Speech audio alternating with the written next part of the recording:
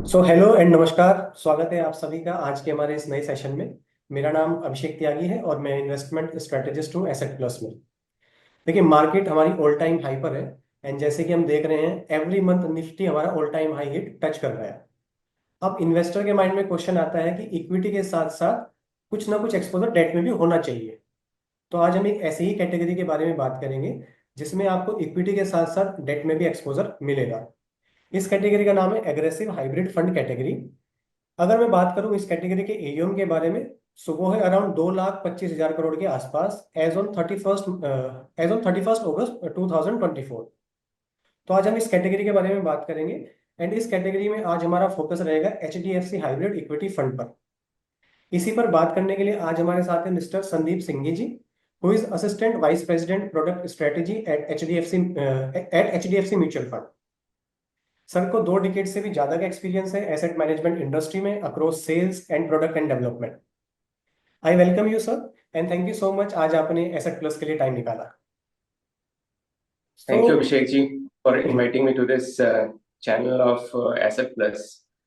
Yes, तो sir सबसे पहला क्वेश्चन जो इन्वेस्टर पूछते हैं हमसे कि एग्रेसिव हाइब्रिड फंड होते क्या है एंड ये किस तरह प्योर इक्विटी फंड से अलग होते हैं। अभिषेक जी, एग्रेसिव हाइब्रिड से पहले हम एक बार ये समझ लेते हैं कि हाइब्रिड फंड्स होते क्या हैं, और इसको एक एग्जाम्पल के रूप में मैं समझाने की कोशिश करता हूँ। और बहुत सिंपल और सरल एग्जाम्पल है। हम लोग जैसे घर में हम सभी कोई रोटी खाते हैं। अभी रोटी अगर हमें बनाना है, जिसे हम चपाती भी कहते हैं, उसे बनाने के लिए हमें क्या रिक्वायरमेंट है? हमें आटा चाहिए होता है और पानी। उन दोनों को मिक्स करेंगे, तवा में सेकेंगे तो रोटी बन जाती है। लेकिन इसी का ही एक मॉडिफाइड वर्जन अगर हम लोग करना चाहें, जिसे हम पराठा बोलते हैं, तो उसमें हमें तवा पे घी के साथ हम सेकते हैं, उसे रोस्ट करते हैं, तो वो पराठा बन जाता है। और इसी में अगर थोड़ा मोइन डाल के या मक्खन डाल के अगर हम इसको डीप फ्राई करें, तो वो पूड़ी बन जाती है। और इसी को अगर हम बेक करें, तो राजस्थानी में एक डिश है बाटी, या हम्म। बिहार की तरफ, यूपी की तरफ एक डिश है जिसे लिट्टी कहा जाता है। उसमें कुछ मिक्सचर और करा जाए तो लिट्टी भी बन जाता है। तो हमारे जो हाइब्रिड फंड्स है वो भी कुछ इसी तरह से हैं। जो मेन एसेट क्लास, जैसे हमने रोटी में देखा या बाटी में देखा कि आटा और पानी है मेन एसेट क्लास वहां पे रोटी ये सब बनाने के लिए, उसी तरह से हाइब्रिड में जो मेन एसेट क्लास है वो इक्विटी और डेट है। इसको हम किस तरह से मिक्स करते हैं, जो हमें अलग अलग तरह के प्रोडक्ट्स बनाता है। और सेबी ने 2018 में सेबी कैटेगराइजेशन के through aggressive hybrid fund classify किया था, जिसमें ये कहा गया था कि आपका जो इक्विटी एलोकेशन है वो 65 से 80% के बीच में रहे, और बैलेंस जो है वो डेट प्रोडक्ट्स में, डेट सिक्योरिटीज में रहे। तो उसे हम एग्रेसिव हाइब्रिड कहते हैं। और जहां तक सवाल है कि ये इक्विटी से कैसे डिफरेंट है, इसको मैं एक और एग्जांपल के रूप में समझाने की कोशिश करता हूं कि जो हमारा इक्विटी है उसका मेन जो ऑब्जेक्टिव है वो ग्रोथ ऑफ कैपिटल है, और जो डेट का जो मेन ऑब्जेक्टिव है वो स्टेबिलिटी ऑफ कैपिटल है। दोनों को जब हम मिक्स करते हैं, तो हमारा जो वोलेटिलिटी है, जो उतार चढ़ाव एनएवी में आता है, वो कम हो जाता है, और रिटर्न इक्विटी जितना तो नहीं लेकिन उससे थोड़ा कम होता है। तो इसको अगर हम एग्जांपल के रूप में समझे कि जैसे हमारा एग्रेसिव हाइब्रिड का जो बेंचमार्क है वो Nifty 50 hybrid composite at 65-35 index है। इसका मतलब ये हुआ कि 65% इक्विटी में है और 35% डेट में है। और इसको हम कंपेयर करते हैं निफ्टी 50 टीआरआई से। तो पिछले 10 सालों का जो एवरेज रिटर्न रहा है वो 13.5% के आसपास रहा है निफ्टी 50 का। और जो इसका बेंचमार्क है 65-35 इंडेक्स, उसने लगभग 12% के आसपास का रिटर्न दिया है। बट ब्यूटी यहाँ पे आती है कि आप देखिए कि रिटर्न जो है वो 10-15% कम आया है निफ्टी 50 से, बट जो रिस्क है वो ऑलमोस्ट 35% मेरा कम हो गया है। तो जो इक्विटी का एलोकेशन हाइब्रिड फंड में है वो हमारा रिस्क भी डिफाइन करता है। तो इस तरह से अलग अलग प्रोडक्ट्स में अलग अलग तरह का रिस्क अवेलेबल है। तो कंपैरिजन अगर हम इक्विटी से करें, तो इक्विटी से हमारा रिस्क कम हो जाता है बहुत हद तक, और हम रिटर्न उतना नहीं लूज करते हैं। तो एक रिस्क एडजस्टेड रिटर्न इस कैटेगरी में से हम अच्छा उम्मीद कर सकते हैं। ठीक है सर। तो बेसिकली जो इक्विटी की वोलेटिलिटी है वो कहीं ना कहीं कम हो जाती है जब आप हाइब्रिड फंड में इन्वेस्ट करते हैं। ठीक है सर। बिल्कुल सही। अब हम बात करते हैं sir HDFC hybrid equity fund के बारे में, जो कि एक अग्रेसिव हाइब्रिड फंड है। तो आप इस फंड में क्या इन्वेस्टमेंट स्ट्रेटेजी फॉलो करते हैं कि कब किस स्टॉक में एंटर करना है, कब एग्जिट करना है, ये कैसे डिसाइड होता है। सो जब ये हम लोग एग्रेसिव हाइब्रिड फंड के बारे में बात करते हैं, और मैंने आपको शुरू में भी कहा कि इसमें इक्विटी और डेट है, तो इक्विटी और डेट दोनों का स्ट्रैटेजी अलग अलग है। तो पहले इक्विटी के स्ट्रैटेजी के बारे में बात करते हैं। तो इक्विटी में नॉर्मली हम लोगों का ये मानना है कि हम लोग बॉटम अप स्टॉक पिकिंग इसमें रखते हैं, और जो फंड मैनेजर है उनका ये मानना है कि जो स्टॉक्स वो सिलेक्ट करते हैं they should be available at acceptable valuations, and they should be reasonably quality businesses. That's how the equity portfolio is being created. But जहां तक डेट का सवाल है, डेट में हम लोगों का ये मानना है कि हम लोग इसमें जो सिक्योरिटीज लेते हैं, डेट सिक्योरिटीज, उसको बाय एंड होल्ड के तहत हम लोग उसको इन्वेस्ट करते हैं, और कोशिश ये रहती है कि इसमें हमारा जीसेक और ट्रिपल ए सिक्योरिटीज में ज्यादा से ज्यादा इन्वेस्टमेंट रहे। जहां तक ड्यूरेशन मैनेजमेंट का सवाल है, वो फंड मैनेजर इंटरेस्ट रेट को देखते हुए उसमें अपना कॉल लेते हैं। तो आज अगर हम लोग बात करें तो हमारा इस प्रोडक्ट में जो एवरेज मेच्योरिटी है वो करीब करीब 6.5 के अराउंड है। मॉडिफाइड ड्यूरेशन हमारा 4.3, और जो वाईटीएम है जिसे हम यील्ड टू मेच्योरिटी कहते हैं, वो 7.5% के अराउंड है। ये डेटा एज ऑन 31 अगस्त 2024 का है। Okay okay.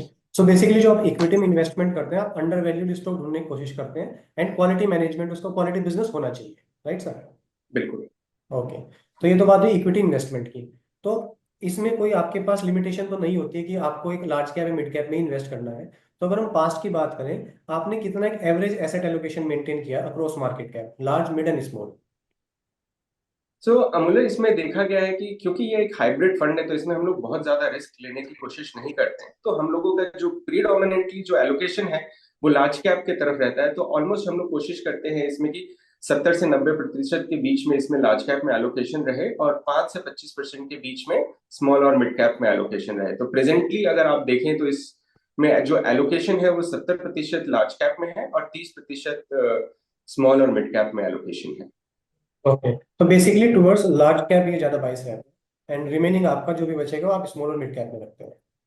करेक्ट। ठीक है सर, ठीक है। तो अगर हम बात करें सर टैक्सेशन के बारे में, अब जैसे एक इन्वेस्टर सुनता है कि यहाँ पे डेट में भी इन्वेस्टमेंट होगी, तो टैक्सेशन का कहीं ना कहीं उनके माइंड में आता है कि इस पर टैक्स कैसे लगेगा। तो आप थोड़ा उसके बारे में बताइए कि एचडीएफसी हाइब्रिड फंड पर जो आपका ये है, इसमें टैक्सेशन कैसे लगता है? तो जैसे कि हमने इसमें शुरू में भी बात करी थी कि ये एक एग्रेसिव एसेट क्लास है, और एग्रेसिव एसेट क्लास होने का मतलब ये हुआ कि मिनिमम इसमें 65% हमारा इक्विटी में एलोकेशन है। और एज पर टैक्स लॉज, अगर आपका जो एवरेज एलोकेशन 65% से ऊपर रहता है तो उसे हम इक्विटी ओरिएंटेड फंड्स कहते हैं। और इक्विटी ओरिएंटेड में अगर आप जो बजट में रिसेंट चेंजेस आए हैं उसके साथ, आज अगर आप इसमें 1 साल से ऊपर का इन्वेस्टमेंट करते हैं, जिसे हम लॉन्ग टर्म कैपिटल गेन कहते हैं, वो 12.5% के आसपास है। और 1 साल का नीचे का अगर समय रहता है उसे हम शॉर्ट टर्म कैपिटल गेन कहते हैं, जिसमें 20% का टैक्स लगता है। और सरकार ने यह भी एक प्रावधान इसमें दिया है कि आपका जो पहला जो 1,25,000 का कैपिटल गेन है वो टैक्स में एग्जेम्प्ट हो जाता है। तो इन टैक्स के ऊपर सरचार्ज और सेस भी लगता है। Right sir. सो भले ही आपका इसमें एक्सपोजर डेट में भी है, तो लेकिन ओवरऑल आपका इसमें इक्विटी टैक्सेशन ही लगेगा, और साथ साथ आपको 1,25,000 की एग्जेंशन भी मिलेगी। ठीक है सर, ठीक है। अब बात आती है सर, काफी सारे इन्वेस्टर्स सिस्टमेटिक विड्रॉल प्लान करना चाहते हैं कि एक रेगुलर इनकम को उनको होती रहे। क्या उसके लिए ये फंड सुटेबल रहेगा, या balance advantage fund is a better choice? तो सिस्टमेटिक विड्रॉल प्लान के बारे में थोड़ा सा पहले बात कर लेते हैं। ये जो सिस्टमेटिक विड्रॉल प्लान है ये एक तरह से बिल्कुल विपरीत है एसआईपी का। एसआईपी, जिसे हम सिस्टमेटिक इन्वेस्टमेंट प्लान के बारे में से जानते हैं, ये हम एक मंथली इन्वेस्टमेंट करते हैं हर महीने एक लंबी अवधि के लिए, और एक फिक्स्ड अमाउंट होता है। एसडब्ल्यूपी इसका बिल्कुल विपरीत है, जिसमें हम हर महीने एक फिक्स्ड अमाउंट विड्रॉ करते हैं। एक लंबे अवधि के लिए आप विड्रॉ कर सकते हैं। इसमें जो विड्रॉवल है वो कैपिटल और आपके गेन से भी होता है, दोनों तरह से होता है। तो जहां तक आपका सवाल है कि बैलेंस एडवांटेज बेटर है या हाइब्रिड इक्विटी बेटर है, दोनों ही प्रोडक्ट बेटर है एसडब्ल्यूपी के लिए। इनफैक्ट मैं ये कहूंगा कि हाइब्रिड के जितने भी प्रोडक्ट्स हैं वो सभी बेटर होते हैं कैश फ्लो विड्रॉवल के लिए। बट आपको इसमें ये ध्यान रखने की जरूरत है कि आपको जो विड्रॉवल रेट डिसाइड करना है वो ऐसा नहीं होना चाहिए कि बहुत ज्यादा हो जाए। जो एसेट क्लास का जो ये आपका जो स्कीम है उसका जो एक एक्सपेक्टेड रिटर्न का जो संभावना है उससे ज्यादा विड्रॉवल नहीं होना चाहिए। उसको देखते हुए आपको विड्रॉ इसमें से करना चाहिए, क्योंकि इसमें एक और बहुत अच्छी खास बात होती है हाइब्रिड फंड्स में, क्योंकि हमने देखा है कि मार्केट में उतार चढ़ाव काफी होते रहता है। तो जब मार्केट इसमें नीचे जाता है तो फंड मैनेजर इसमें इक्विटी बढ़ा लेते हैं, क्योंकि आपको मिनिमम 65% तो एलोकेशन मेंटेन करना ही है। तो अगर इक्विटी 65 के नीचे जाएगा तो वापस उसमें वो ऐड करेगा, और उसी तरह से अगर मार्केट काफी ज्यादा ऊपर चला जाता है तो करता है। और ये रीबैलेंस के लिए ही आई थिंक एसडब्ल्यूपी जो है वो हाइब्रिड प्रोडक्ट से बेटर है। तो आई थिंक इसमें जैसे मैंने आपको शुरू में भी कहा था कि जो इक्विटी एलोकेशन है वो रिस्क डिसाइड करता है, तो इन्वेस्टर अपने रिस्क एपेटाइट के अनुसार प्रोडक्ट चूज कर सकते हैं। Balance advantage aggressive hybrid fund के मुकाबले थोड़ा कंजर्वेटिव है, क्योंकि उसका जो average equity allocation over a long period of time 50% है, इसमें 65% रहता है। तो टू दैट एक्सटेंट इन्वेस्टर अपने एसेट एलोकेशन के अनुसार एसडब्ल्यूपी के लिए प्रोडक्ट्स चूज कर सकते हैं। मेरे हिसाब से दोनों ही प्रोडक्ट अच्छे हैं, बट इन्वेस्टर अपने एसेट एलोकेशन को ध्यान में रखते हुए इसे चूज कर सकते हैं कौन सा प्रोडक्ट से उनको विड्रॉवल लेना चाहिए। ओके, सो एसडब्ल्यूपी के लिए दोनों प्रोडक्ट बेटर है। अगर आप थोड़ा रिस्क ज्यादा लेना चाहते हैं तो एग्रेसिव हाइब्रिड, और कम लेना चाहते हैं तो balance advantage fund is right choice. तो जैसे सर आपने मेरे को उसमें मतलब आपने विड्रॉल की बात की कि विड्रॉल रेट थोड़ा आपके जो एक्सपेक्टेड रिटर्न है उससे कम होना चाहिए। तो ऑन एन एवरेज अगर आप बताना चाहें, अगर एग्रेसिव हाइब्रिड फंड से एसडब्ल्यूपी करनी है तो एक suitable rate of return withdrawal का क्या होना चाहिए?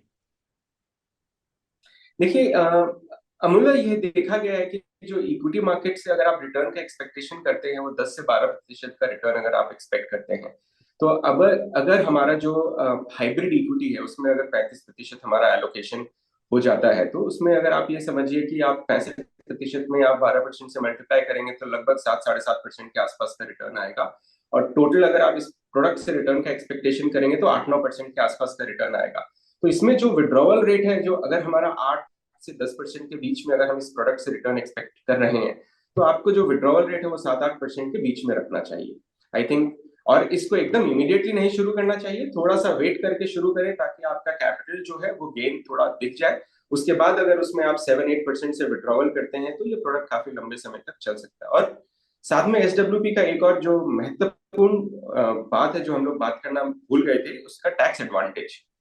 क्योंकि आप जब एसडब्ल्यूपी से विड्रॉवल करते हैं तो मैंने आपको शुरू में भी कहा था कि आपका प्रिंसिपल और रिटर्न दोनों से विड्रॉवल आता है, और आपको टैक्स जो देना है वो सिर्फ आपको इनकम पार्ट पे देना है।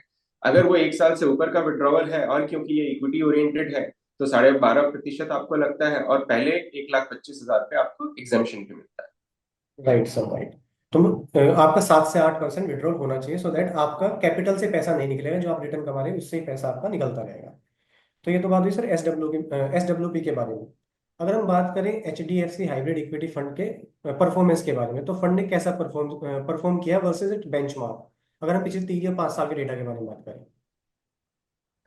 अभिषेक जी, अगर हम लोग पिछले 3 से 5 साल के बारे में अगर रिटर्न के बारे में देखें तो इस प्रोडक्ट ने अपने जो बेंचमार्क है which is Nifty 50 hybrid composite debt 65-35 index, उससे 2-3% के आसपास से ज्यादा रिटर्न तो दिया ही है। बट इंटरेस्टिंग चीज ये है कि अगर आप इसको निफ्टी 50 से कंपेयर करेंगे over a period of 10 years, तो ऑलमोस्ट बराबर ही रिटर्न दिया गया है। तो मैंने आपको जैसे इसमें बताया कि जैसे इसमें हम लोग रीबैलेंसिंग करते रहते हैं इक्विटी एलोकेशन, जब मार्केट बहुत तेज होता है तो उसमें हम कम कर लेते हैं, और इक्विटी मार्केट अगर कभी नीचे जाता है तो हम उसको 65% पे वापस लेके आते हैं, क्योंकि इस एसेट क्लास में मिनिमम है। तो ये रीबैलेंसिंग की वजह से कई बार इन्वेस्टर चाहते हैं कि हम रीबैलेंस करते रहें, लेकिन वो कर नहीं पाते इंडिविजुअली, बट एक फंड के थ्रू फंड मैनेजर ऑटोमेटिकली आपके लिए रीबैलेंस करता है। तो उस वजह से ऐसा देखा गया है कि अगर आप लंबे अवधि के लिए आप इन्वेस्टमेंट करते हैं तो रिटर्न बेंचमार्क से तो इस प्रोडक्ट में ज्यादा आने की संभावना है।